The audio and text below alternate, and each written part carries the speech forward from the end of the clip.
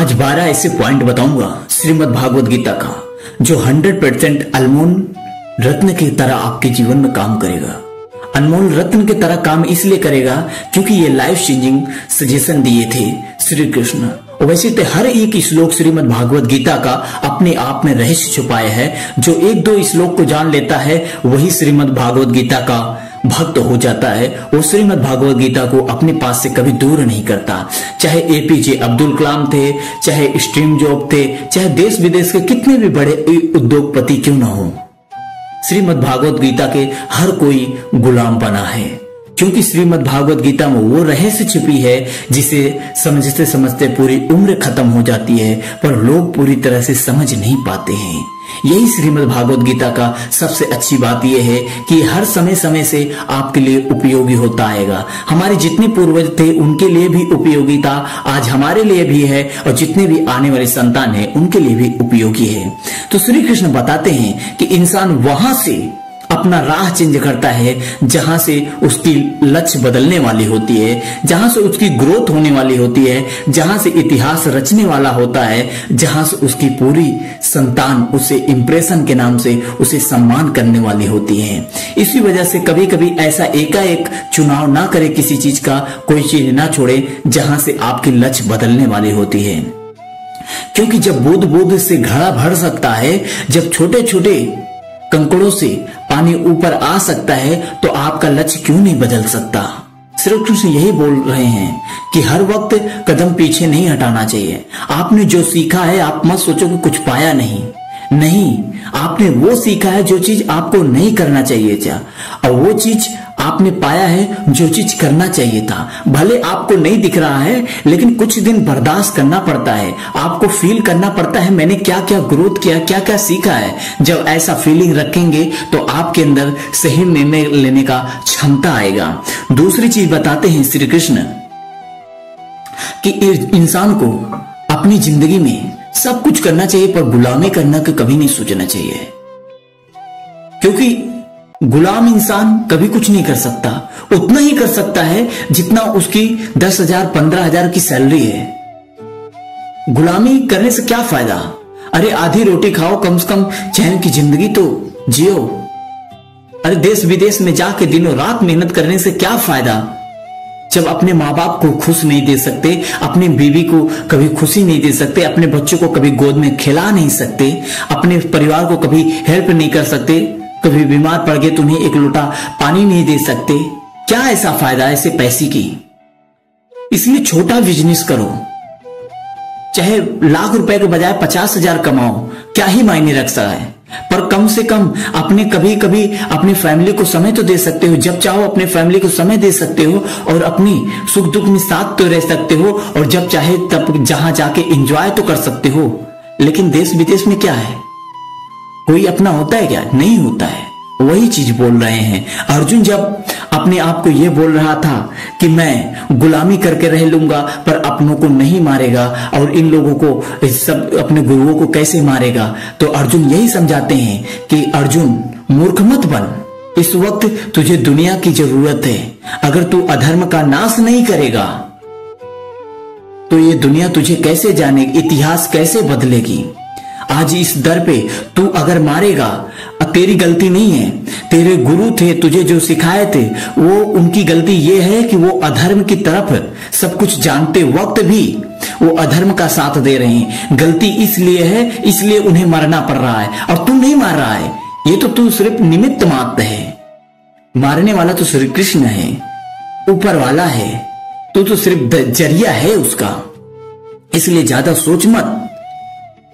अर्जुन आगे फिर एक श्लोक में बोलते हैं इंसान 4 चीजों से अगर कंट्रोल कर ले तो अपने आप में कुछ भी कर सकता है। वासना, डिजायर, गुस्सा, लालच। इंसान को वही कर्म करना चाहिए जिस पे उसका कंट्रोल हो। अगर आप नशा पत्ती, किसी का रेप, हत्या, बलात्कार कुछ कर रहे हो, अगर उस पे आप कंट्रोल नहीं है कि आप उसे रोक सको तो उसे करो भी मत। अगर आपकी लालच के ऊपर आपकी कंट्रोल नहीं है तो लालच शुरू भी मत करो, उसे करो भी मत। आपकी अगर वासना के ऊपर कंट्रोल नहीं है तो वासना करो भी मत। आपके गुस्से के ऊपर अगर आपको कंट्रोल नहीं है तो आप गुस्सा करो भी मत। फिर अगले श्लोक में श्री कृष्ण समझाते हुए कहते हैं, इंसान वही बनता है जो वो सोचता है। जैसी उसकी सोच होती है, इंसान जैसा कर्म किया है वैसा ही बना है। इंसान जैसा बचपन में सोच रखा था, अगर बुरा सोच रखा था तो उसकी जवानी में बुरी स्थिति है। अगर इंसान बचपन में बुरा नहीं सोचा था, अच्छा सोचा था, तो जवानी में उसका अच्छा है। अगर इंसान जवानी में अच्छा सोच रहा है तो उसका बुढ़ापा अच्छे में जाएगा। अगर जवानी में इंसान बुरा सोच रहा है, किसी के लिए बुरा सोच रहा है, अपने लिए बुरा सोच रहा है, आने वाला वक्त उसका बुरा ही होगा। क्योंकि प्रकृति अपनी नेचर नहीं बदलती, इंसान अपनी नेचर बदलता है। प्रकृति तो यही कहता है, जो बीज पृथ्वी में डालोगे, अपने अंदर डालोगे, वही उगेगा। और सबसे अच्छी बात यह है, जो चीज इन्वेस्ट करते हो प्रकृति उसका सूद ब्याज सहित कंपाउंडिंग इफेक्ट के साथ आपका वापस करता है। इसलिए वही करना जो आपके लिए जरूरी है, वही बीज बोना जो आपके लिए खा सको, उसे काट सको। ऐसा मत बोना कि जो आपके लिए कारगर ना हो। ये आपके अंदर वही है, इंसान के अंदर, आत्मा के अंदर यही है कि इंसान वही करता है जो वो बनना चाहता है, और वैसे ही आपको करना वही है जो आप बनना चाहते हो। अगर आप बुरा करते रहोगे, बुरा सोचते रहोगे, याद करना आने वाला वक्त उसका सूद ब्याज सहित वापस करेगा।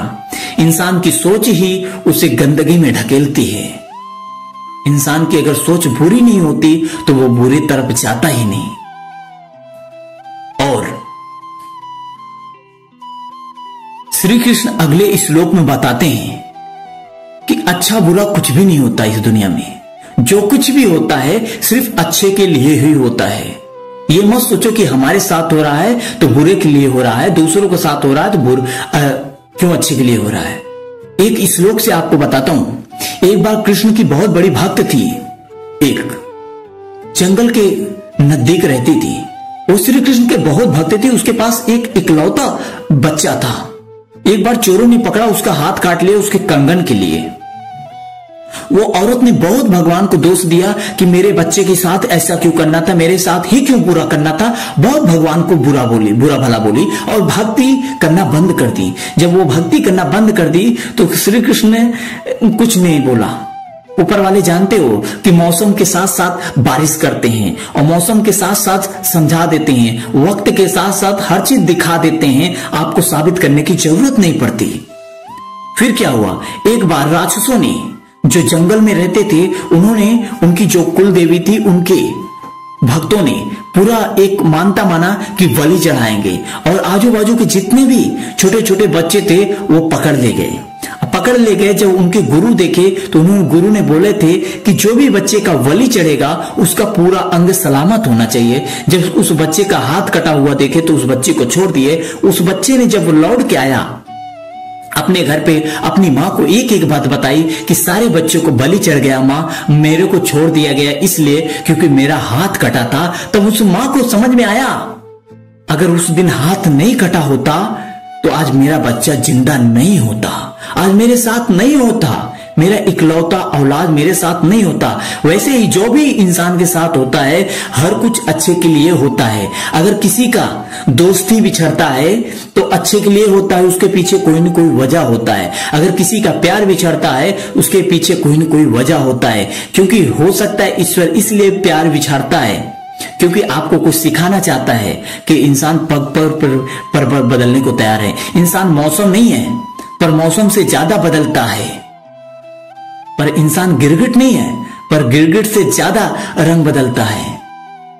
यही चीज सिखाना चाहता है प्रकृति, यही चीज ईश्वर सिखाना चाहता है। आपको भी समझना चाहिए। श्रीमद् भागवत गीता का एक एक श्लोक बहुत इंपॉर्टेंट है। मैं कितना बताऊं, जितना मुझे याद भी नहीं है, मैं कुछ सीख रहा हूं, वही आपको बता रहा हूं। कृष्ण भगवान अगले श्लोक में बताते हैं, अर्जुन शांत वही है इस दुनिया में जो सत्य को देखना सीख लेता है, जो रण में खड़ा होकर भी सत्य देख ले। अगर तू सत्य नहीं देख पा रहा है, तेरा कर्म करना व्यर्थ चला जाएगा अर्जुन। तुझे मालूम होना चाहिए ये जो तेरे गुरु हैं, जो तेरे चाचा भतीजे जितने भी हैं, भाई हैं, ये रण में खड़े हैं सिर्फ अधर्म की तरफ। इसलिए मारना जरूरी है, इसलिए नहीं कि वो तेरे संतान है, वो तेरे कुछ हैं।